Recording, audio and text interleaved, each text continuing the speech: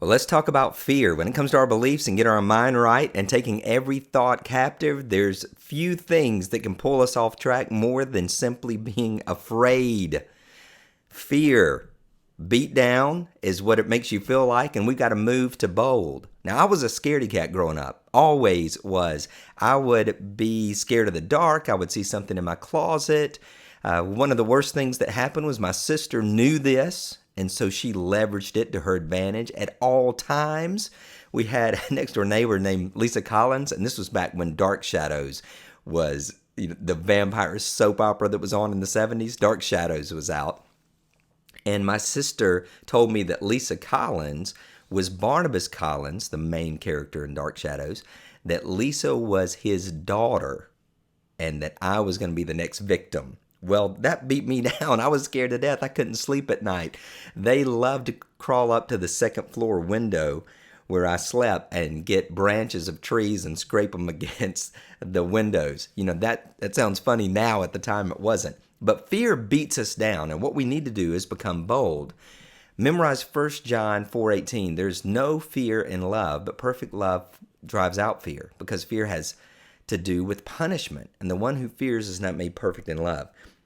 Often we're afraid because we don't feel loved in that moment by whatever. If I was scared to death and I called my mom when I was a kid, I immediately wasn't afraid, not because my mom was strong enough to do anything to the beast that was in my room, but me calling her and her coming to me eased me. Why? Ultimately, because I felt loved. I felt supported. I felt secure. I felt rescued. And often in our life, we don't feel that, and it makes us afraid. So here are things that we fear. Number one is rejection. The reason that we don't put ourselves out there more in relationships is because we feel like we're going to get rejected. One of the reasons we don't write the book is because we feel like we're going to send this to X number of publishers and it's going to get rejected. And it defeats us. It beats us down. You might think of stories like Moby Dick was rejected, I think, 96 times before it was finally picked up. One of the great literary works. But think about all that rejection that had to be overcome. We fear loss. I do. My father left before I was born. My wife passed away in my arms. I fear loss. And so it makes it very difficult for me to forge new relationships because I don't want to lose those relationships. So often we won't take a risk on something because we're afraid of losing it. We often feel judged. There are a lot of things that we would say, a lot of things that we would do, a lot of things that we would write, but we don't because we live in a critiquing society. We know that if somebody disagrees with us, what are they going to do? They're going to judge us and they're going to say something rough. Our society loves to critique, and everybody seems to get to be the critic. And so we're scared and we don't launch out because we feel like we're going to be judged. We're afraid of failure. And if we've got a pattern of failure, it inhibits us even more. I was talking to a guy yesterday who said that he's right 60% of the time, and the other 40%, 38% of that, it can probably be corrected.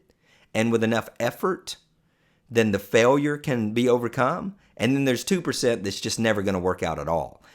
I think that's a healthy approach. Now, you may not be happy being right 60% of the time right off the bat, but in a lot of areas of our life, if we were right off the bat 60% of the time and knew that 38% of the time we were going to have to take some more action, we'd probably be okay with it. But we fear failure. We fear uncertainty. If we can't predict the outcome, we're just not sure we need to keep going with it.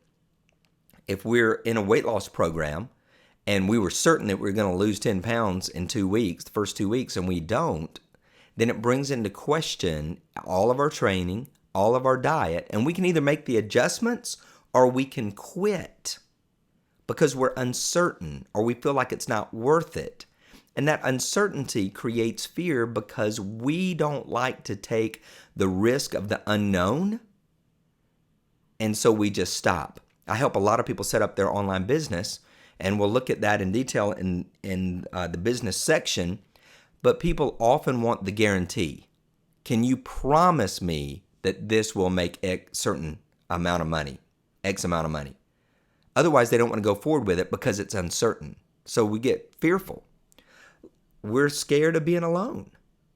And that causes us not to take certain steps. We're scared of change. I was working with a company yesterday, helping them walk through some initial changes in their company. And it's not easy because we get comfortable, and change means what? Uncertainty. It's a risk of failure. It means I could be judged, I could lose what I love, and I could be rejected in my work. Everything on the left-hand side is impacted with change. We can fear being trapped. I'm stuck where I am. I don't know what move to make next. Hurt.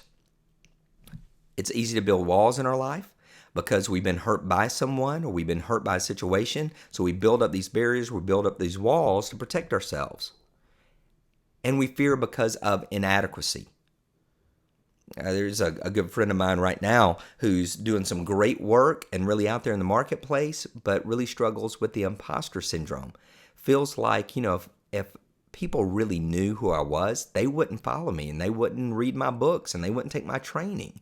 Has this fear of inadequacy, this fear of it being revealed that we're not all that we claim to be, or even if we don't claim it, the perception by other people. So what are we going to do? We're going to have fear, then frame, and then a face. So when you do this worksheet, here's how you're going to walk through to help yourself in certain areas of fear. So let's say that the fear is failure. The frame is a biblical frame of Peter and Judas, and the face of it is Pentecost.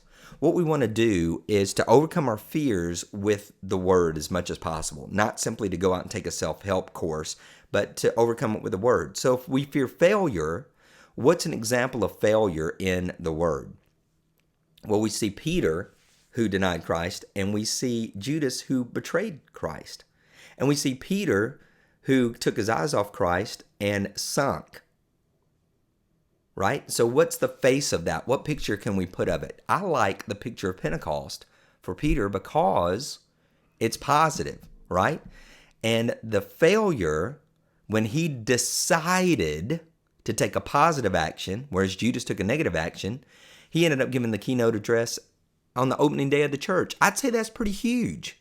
So his failure wasn't final, right? Here's another one. Let's say that your fear is uncertainty. Who's an example of that? John the Baptist. He was in prison and he said, Lord, are you the one or should we expect another? But guess what? He wasn't rescued. Now you're thinking, Paul, that's not a positive example. It is a positive example because it helps us understand reality. We could be uncertain and realize that the answer, the key is not certainty. The answer sometimes is just reality. To understand the risk, to accept the risk, and maybe even to embrace the risk. So you take John the Baptist, who was in prison, said, Lord, are you the one or should we expect another? Go tell John that the lame are being healed. The poor are being preached to. Blessed is he who does not fall away on account of me. In other words, you're blessed if because I don't show up, because you're living in this uncertainty, understand that you're going to be more blessed by not falling away because I don't show up. He's not rescued. So that's a tougher lesson, but I think that it's a reality lesson that we have to look at. So failure could be Peter, Pentecost, uncertainty, John the Baptist. He wasn't rescued, right? So I want you to go through these steps. I want you to go through this frame: fear, frame, and face. And you can take any of the ones that we covered. You could take uncertainty or loss or rejection. Who was rejected? We can look at Christ as being the frame. And the face was ultimately he became Lord. So take each one of those 10 that we looked at, circle the ones that are most likely you. Take the top 3 that you wrestle with the most, put it in the fear column, get out the Bible, look at the frame, who faced that in the Word, and then what was the ultimate face of it? What was the ultimate outcome? Was it that they became stronger? Was it that they overcame? Was it that they gave in and there was a negative consequence? Overcoming fear is not about perfection and things ending well. Overcoming fear is the acceptance of the unknown and willing to take the steps anyway. Remember, we want to move from being beat down to being bold and to realize that we're loved regardless of the fear that we're facing, and that ultimately that we're saved. And that should help us launch out, but it's a little bit of one of those platitude answers that sounds good, but it doesn't overcome. You've got to actually do the exercise. Write down your fear, write down a biblical frame of reference, and then ultimately the outcome in the face. In the next training, let me click these one more time. In the next training, we're going to look at our fire. And these are the negative aspects of our life and how they're used to produce a positive outcome of service in the life of other people.